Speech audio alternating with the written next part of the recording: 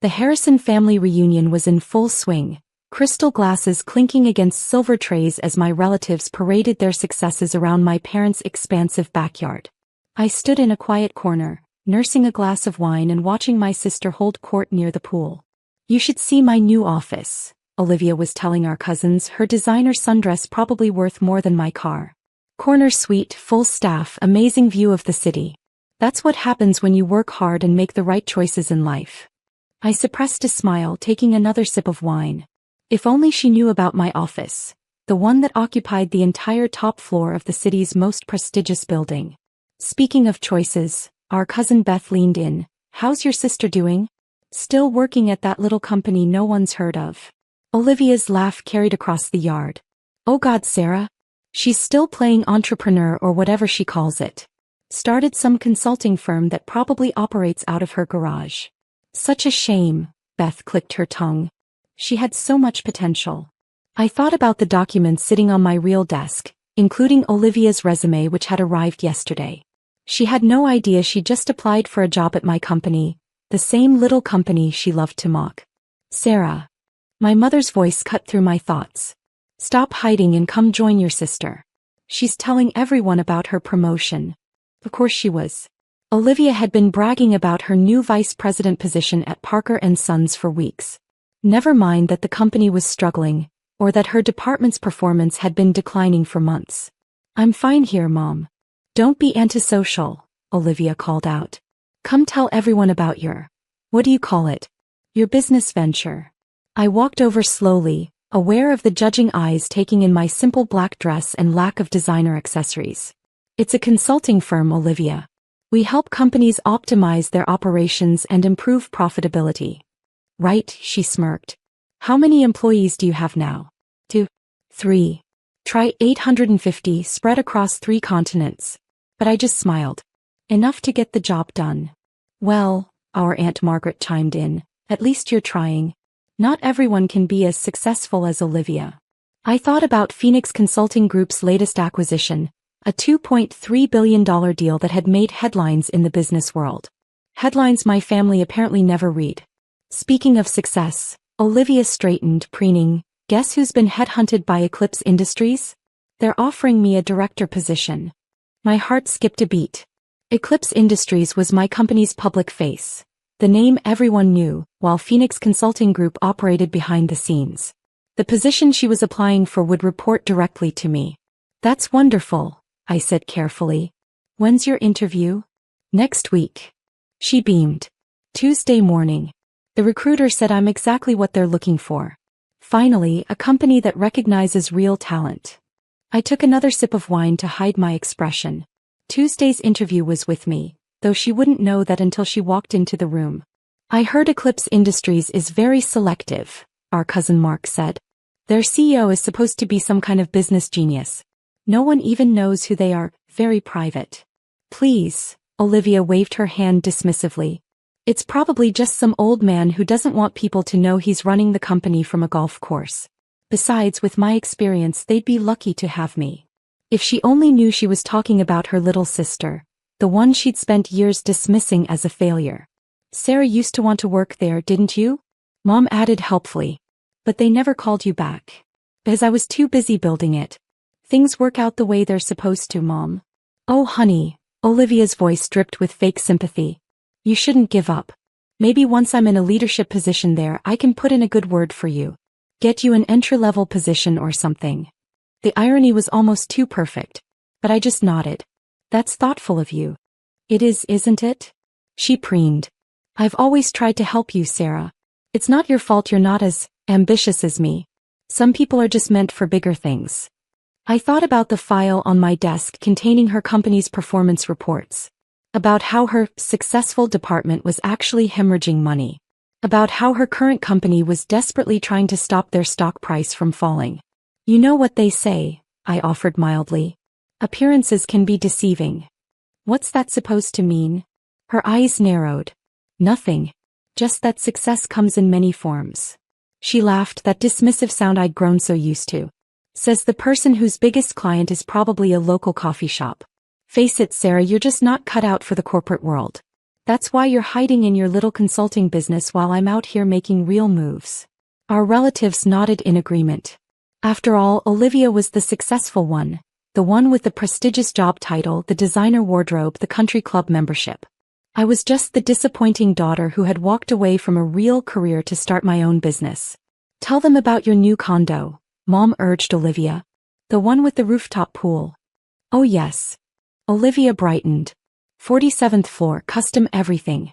The monthly payment is probably more than Sarah makes in a year, but you have to invest in yourself, right?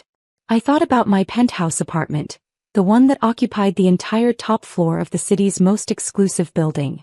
The one none of them knew about because I'd never seen the need to brag. How can you afford that on a vice president's salary? Cousin Beth asked, impressed. Olivia's smile flickered slightly. Well, smart investments. Plus, Parker & Sons really values their executives. We get all kinds of bonuses and perks.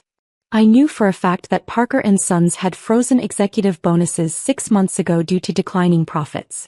Just like I knew Olivia had been taking out loans to maintain her lifestyle. It was amazing what you learned when your company specialized in corporate analysis. Speaking of Parker & Sons, Aunt Margaret said, I heard they're having some troubles. Stock price dropping and all that. Just temporary setbacks, Olivia said quickly. Every company goes through rough patches. Besides, that's why I'm making the move to Eclipse Industries. Time to take my career to the next level. And what level is that? I couldn't resist asking. She shot me an irritated look.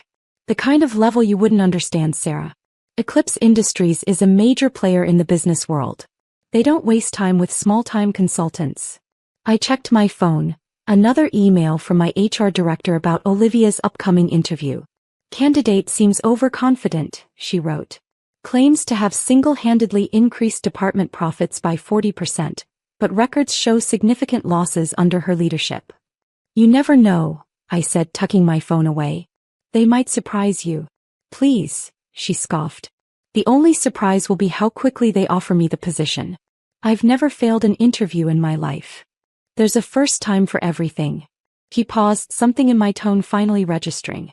What's that supposed to mean? Nothing at all. I finished my wine. Good luck with the interview.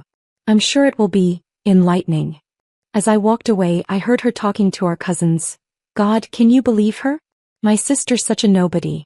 Can't even be happy for my success. If only she knew what Tuesday morning would bring. My phone buzzed, a message from my assistant. Conference room booked for Tuesday's interview. Should we keep your name off the door as usual? Yes, I typed back. Let's make this interesting. The rest of the reunion passed in a blur of Olivia's boasting and my relatives' poorly concealed pity. Every introduction was the same. This is Olivia, the vice president, and her sister Sarah. She does something with consulting. By the end of the evening, Olivia was tipsy enough to be even more honest than usual. You know what your problem is, Sarah? She cornered me by the dessert table. You're afraid of real success. That's why you hide in your little business instead of competing in the real corporate world like me. I carefully selected a chocolate truffle. And what makes you think I'm hiding? Oh please. Look at you, discount store dress, basic jewelry, that old car you still drive. Meanwhile, I'm out here living the life you could have had if you weren't such a coward.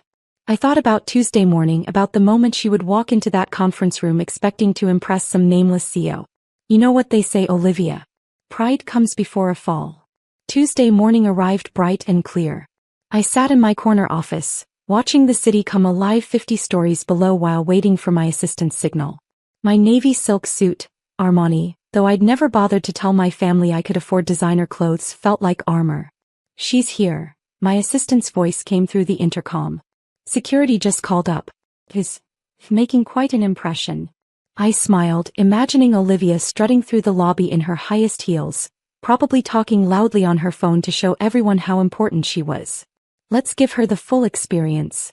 Have her wait in the main reception area for 15 minutes, then bring her to conference room A. The one with the city view? No. The internal one with the mirrors.